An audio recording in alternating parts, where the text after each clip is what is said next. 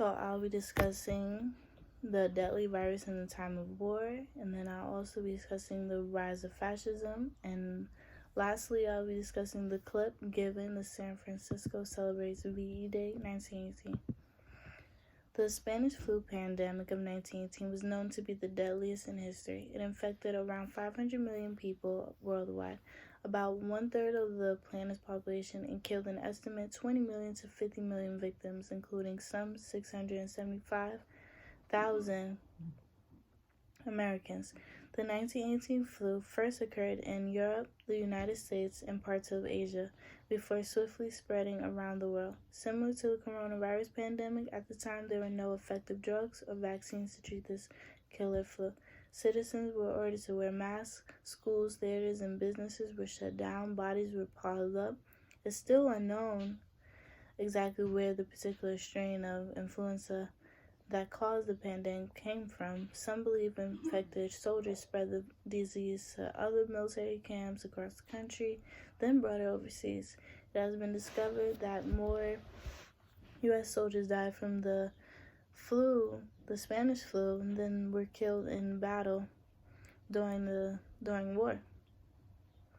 40% of the U.S. Navy was hit with the flu, while 36% of the Army became ill, and troops moving around the world in crowded ships and trains helped to spread the killer virus.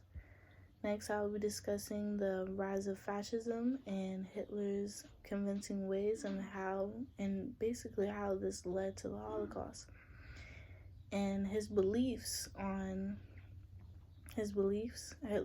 I'll be discussing his beliefs, and I'll be still using my notes to help guide me. In the source given, Hitler states, all human culture is a product of the Aryan race, and Jews were never in the possession of a culture of their own. Hitler states that Aryans are great because they created much. He believes that Jews are stealing and they're untrustworthy people, and he advocates of having a political system that includes only responsible people having control of anything. That includes only responsible people having control of anything. Hitler says that there are no decisions by the majority vote, showing that he does not believe in the ideal of democracy. Hitler wants Germany to gather and foster his people and lead them into a dominant position. He believes that Germany is the only ones that can do that, and he wants the younger generation to learn along the right lines. And in his eyes, those who are able to do that is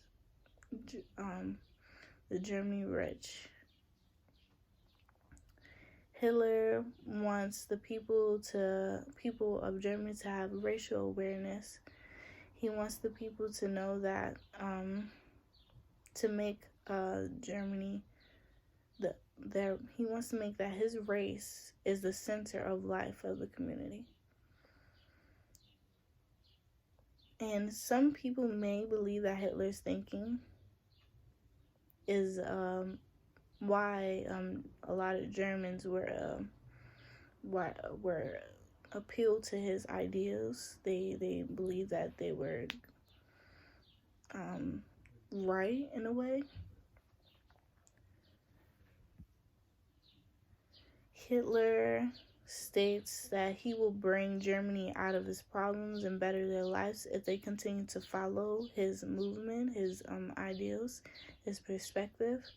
Hitler states that only responsible people will get to make the decisions. So that's another reason why people are more motivated, because they wanted to be classified as that responsible person that Hitler will now give them the role to have.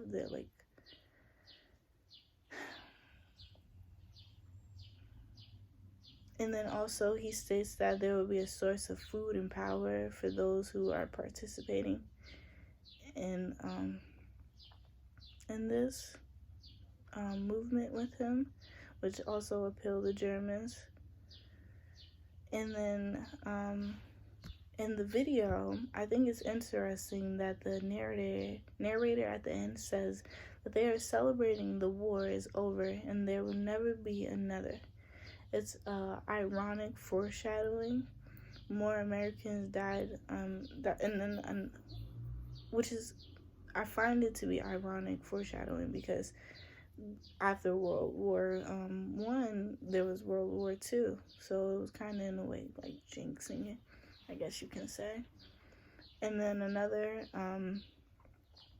interesting fact that I learned was that more Americans died of the flu over the next few months than were killed during the First World War, the Second World War, the Korean War, and the Vietnam War combined.